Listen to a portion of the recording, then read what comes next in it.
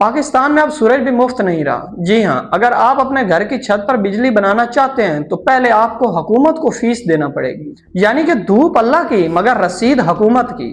جب بجلی کے بلوں نے عوام کا خون نچوڑنا شروع کیا تو لوگوں نے یہی سوچا کہ سولر لگا کر اس عذاب سے چھٹکارا حاصل کریں، لیکن حکومت نے کہا اتنی بھی کیا جلدی ہے، ہم نے ابھی تک آپ کو اتنا آزاد نہیں کیا۔ اب جو نئے سولر صارفین ہیں وہ ہر 1 کلو واٹ پر حکومت کو 1000 روپے فیس دینا پڑے گی، یعنی کہ اگر آپ 10 کلو واٹ کا سولر سسٹم لگواتے ہیں تو سیدھی سادھی آپ کو 10,000 روپے حکومت کو سلامی دینی ہے۔ اور بس یہی نہیں، پہلے آپ اضافی بجلی گریڈ کو دیتے تھے اور برابر فائدہ آپ کو ملتا تھا، لیکن حکومت اب کہہ رہی ہے کہ اب آپ کو فائدہ نہیں ہم دیں گے، آپ دیں گے ہمیں سستے داموں، لیکن جب آپ نے واپس ہم سے خریدنی ہے تو ہم نے آپ کو مہنگے داموں بیچنی ہے۔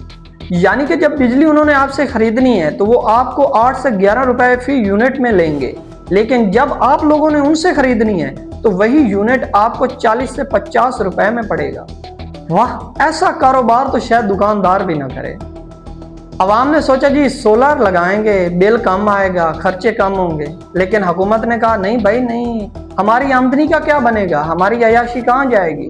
سوچنے کی بات یہ ہے جب سورج اللہ کا، انویسٹمنٹ آپ کی، سولر آپ کا، چھت آپ کی، تو یہ لوگ کس قسم کا ٹیکس آپ پر لاگو کر رہے ہیں؟ آپ بجلی لو یا نہ لو، انہوں نے آپ کی بجلی نکالنی ہے۔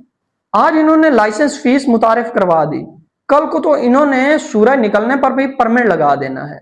پاکستان میں مسئلہ بجلی کا نہیں، مسئلہ یہ ہے کہ عوام کہیں خود مختار نہ ہو جائے، کیونکہ ہمارے ملک میں روشنی سے زیادہ روشنی پر کنٹرول کرنا زیادہ ضروری سمجھا جاتا ہے۔